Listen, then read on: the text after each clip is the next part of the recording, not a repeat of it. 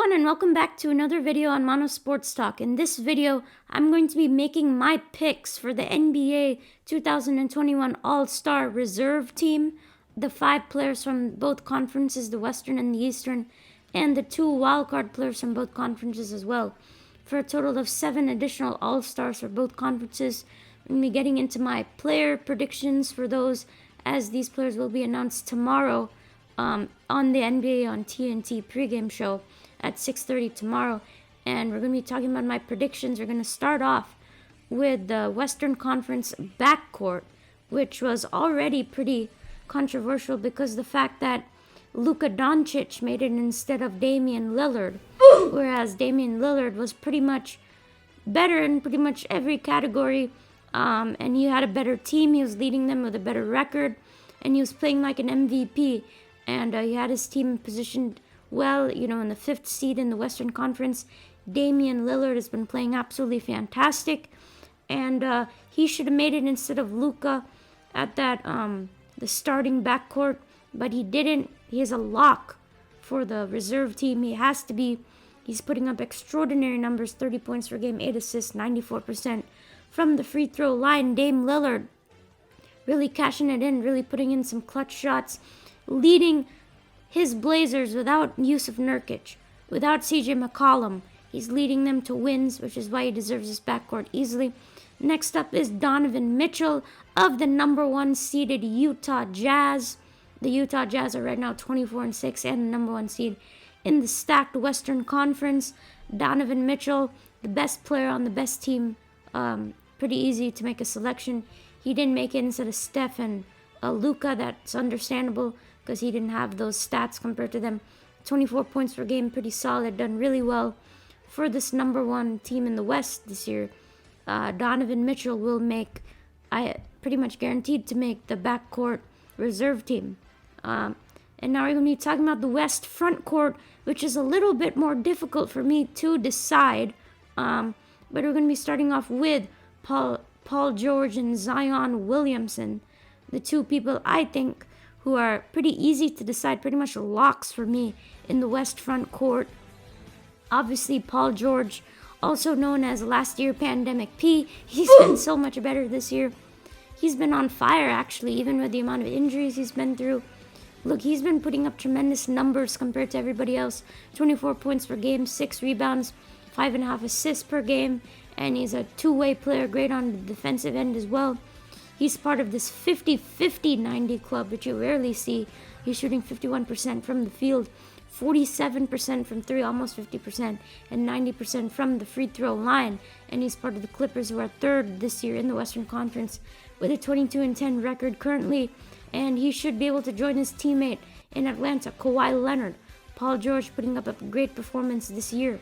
Next up, Zion Williamson, the second-year player, has really turned it up this year, playing extremely well. You hardly see a second-year player do what he does, shooting already 25 points per game, leading the Pelicans. I mean, look, the Pelicans don't have the best record, but he's been putting up tremendous numbers and leading this team from the front with his buddy Brandon Ingram. But Zion Williamson, I mean, imagine in a couple of years, I think Zion is going to be one of the best players in the game. Give him about, 4 more years. Right now, he's about 25 points per game, almost 7 rebounds per game, and 3 assists per game, shooting an outstanding 62% from the field, which you never see that from a second-year player. Zion Williamson is going to be special in this NBA, and he's shooting 35% from 3. So, look, Zion, I honestly think he's a lock in the reserves, just like Paul George. And the last spot, you may be wondering why I haven't mentioned him earlier. It is Anthony Davis, AD. But unfortunately, he is injured. He will not be playing in the All-Star game. So I put in my substitute for Anthony Davis, who is Rudy Gobert. But let's talk about Anthony Davis. Look, this year, he has not been playing up to his standard. He plays at a much higher level, one of the best players in this game. And honestly, he has not played good this season. Look, they're all-star numbers, not all-star starting numbers. Good enough for the reserve team. Not really sure who else could have made it instead of AD. Obviously, I put in Rudy Gobert. But look, if AD was healthy, yeah, he'd play. Well, AD only had 22.5 points per game, 8.5 rebounds, and 3 assists. Those are good numbers. But for Anthony Davis, those are not good numbers. He has not been playing as good as last year. He's part of the number 2 seed, 22-9 Lakers, who've lost 2 in a row without him, so he's really important. He's important for their best ranked defense in the league.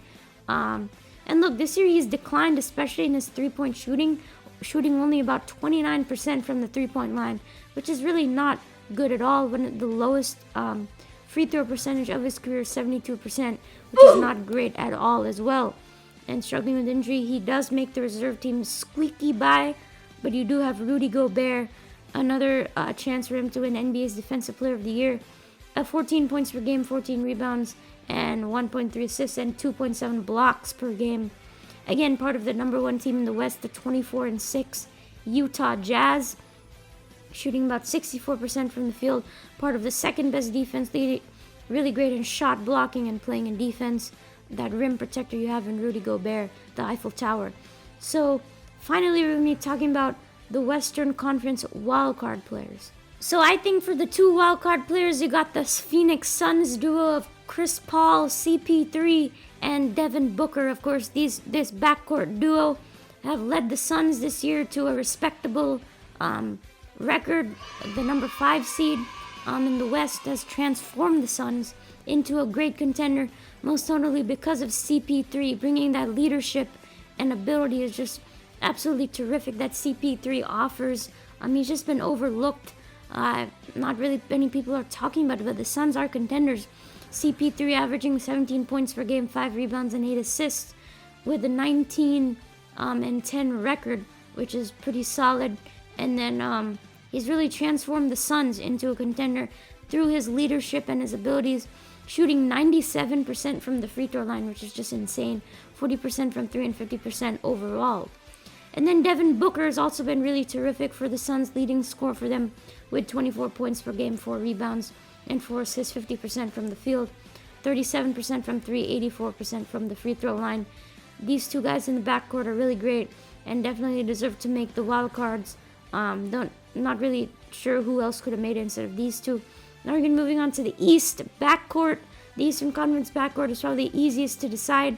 It had Bradley Beal and Kyrie Irving, but for the reserves, it's no doubter. These are no-brainers.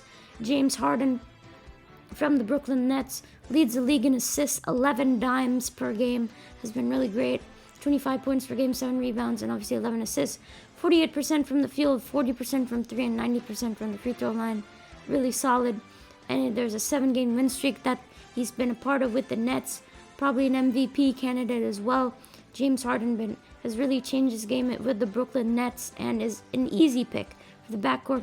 The other one is Jaylen Brown, another easy pick, 25 points per game, 5.5 rebounds, 4 assists per game, shooting 50% from the line, 50% from overall, 41% from 3.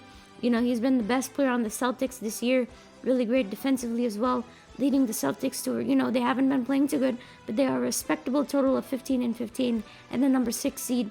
Jaylen Brown, well-deserved this year, has been playing really well, probably his best of his career, and Jaylen Brown well-deserved to make it into the East backcourt for the reserves. Next up, for the East frontcourt, I had difficulty deciding this, but I had to go with Jason Tatum, who's putting up career-high numbers, 26 points per game, 7 rebounds, and 5 assists. He had coronavirus. Even with that, he's still putting up pretty quality numbers and leading the Celtics from the front, 40% from 3 and 87% from the free throw line. Definitely one of the future stars in this league. And Tatum making it once again, back-to-back. Next up, he had to make it Julius Randle from the New York Knicks. This was an easy choice. Undeniably, he's an all-star. I mean, look at the numbers. 23 points per game, 11 rebounds, and 6 assists. Best of his career, Julius Randle, leading the Knicks, to a respectable, just under 500 total, in the mix for the East playoffs. You never thought the Knicks would be this good. They've been pretty decent this year, all led by Julius Randle, putting the Knicks on his back, honestly, and, being a respectable win total and in the mix for the playoffs as well. And then next up, Domantas Sabonis. He finishes off the front court, 22 points per game, 12 rebounds, and 6 assists. He's pretty much a walking double-double for the Indiana Pacers, who are pretty solid this year. The number 4 seed, 15-14 record. He's shooting 53% field goal and 36% from 3. The big man really leading the Pacers from the front after the Victor Oladipo trade, and has been doing well keeping the Pacers in the mix. Now for the East wildcards, these are really tough to decide, but I'm going to start off with Chris Middleton from the Milwaukee Bucks. Part of that 50-40-90 club, 51% from the field goals, 43% from 3, and 90% from the free throw line. 21 points per game and 6 rebounds and 6 assists as well. Chris Middleton leading the high-scoring Milwaukee Bucks offense really well with Giannis Antetokounmpo. Chris Middleton, I think, deserves this wildcard spot. He's been shooting terrific and leading a high-scoring third-ranked Milwaukee offense. And then now a surprise here. I did choose Tobias Harris as the final selection for the East as a wild card. Tobias Harris, look, he's been playing the best of his career. Part of the 76ers number 1 seed in the East. Really great record, 20-11 record, number 1 in the East currently. When Tobias Harris is on the floor, the Sixers outscore opponents by 5.8 out of 100. Compared to 2.4 points out of 100. So it really makes a difference with that plus or minus 8.2 points. Is the third highest on that team after Joel Embiid and Seth Curry. So Tobias Harris is really important to the Philadelphia 76ers. Had that game-winning shot against the Lakers. 21 points per game, 8 rebounds, and 3.5 assists. 51% from the field goal. 40% from 3, 90% from the free throw line. Tobias Harris is a 50-40-90 guy. Been putting up tremendous numbers and been playing really well for the number 1 76ers. I think deserves a spot over Ben Simmons. Has played more games and has been putting up obviously better numbers, and that points differential really important for the 76ers. I think that's why he makes it over Ben Simmons. And look, there've been a lot of other guys you could consider. Zach LaVine for the East backcourt reserves. But look, there's no way he could have gotten over Harden and Brown. And I don't think over Middleton and Harris, considering the Bulls aren't even that, haven't won many games. Bam Adebayo and Jimmy Butler for the Heat. Look, Jimmy Butler hasn't played many games this year. And then Bam Adebayo has been putting up really solid numbers for the Heat. But look, I don't think you can put him over Tobias Harris or Chris Middleton or even Tatum, as these guys have much better records for their team. And look, he's in contention. Honestly, if he makes it, I would be okay with it, but I just don't think he should be put over guys like Julius Randle, who's leading the team from the front with a better record. Sabonis as well. Look, the Heat just don't have that good of a record. I know it's not his fault, but look, this is just what I think. And then Nikola Vucevic for the Orlando Magic. Look, his team's record is not great at all. Fred VanVleet, same thing for the Raptors. He had a 50-point game. VanVleet's really great, but over the guys I've chosen, I don't think he deserves it. And then you guys have like Jeremy Grant and Gordon Hayward. Again, those teams aren't really winning well. And then Trae Young for the Hawks. He's in contention.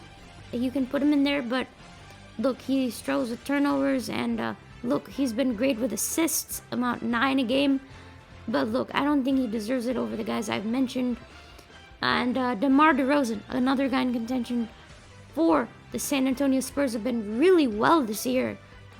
Look, he's in contention. You can put him in, but I've put in guys whose teams have done well and whose guys have just had absolutely amazing stats. Mike Conley for the Utah Jazz, another option here. I just don't think his stats are as good as compared to these guys. I put in the main 2 guys for Utah, Rudy Gobert and Donovan Mitchell. And then you have De'Aaron Fox, but the Kings have been on a losing streak. He's put up solid numbers. I don't think he deserves it right now. And then Brandon Ingram, who's been overshadowed by Zion Williamson. But the last guy I want to talk about is Christian Wood. He would have made the All-Star game as a reserve if not for his terrible injury. I mean, he's been 22 points per game, 10 rebounds, 2 blocks, and 2 assists per game. So Christian Wood would have made it. Unfortunately for his injury, he didn't. So look, I agree with mostly of the NBA All-Star starters. The only exception is Luka Doncic, who I've already mentioned. It should have been Dame Lillard. Totally agree with Steph Curry. He's been shooting out of his mind from 3 and leading the Warriors. MVP candidate. LeBron, obviously, no doubt, and Nikola Jokic, no doubt, leading center for the Denver Nuggets. Tremendous passer. And then Kawhi Leonard, of course. And then, look, Kevin Durant, Giannis, and Joel Embiid, those three were obvious. And then Kyrie Irving, he's been putting up such great numbers, 28 points per game. He's been playing out of his mind, the best of his career. And Bradley Beal, the leading scorer of the NBA, putting up 32 points per game. That's really tough to do. I know he's part of the Washington Wizards. I mean, you could have put in like James Harden here or Jaylen Brown, considering the Wizards have the second worst record in basketball. But look, putting up 32 points per game is no joke. Bradley Beal has been snubbed plenty of times and he deserves a start. So thanks for watching this video. Please go down and hit the like button. You made it to the end of this video. I hope you enjoyed it. I'm looking forward to the All-Star game. Go ahead and comment in the comment section who you guys think should have made it, any questionable decisions that I made. And thanks for watching once again, and I hope to see you in the next video.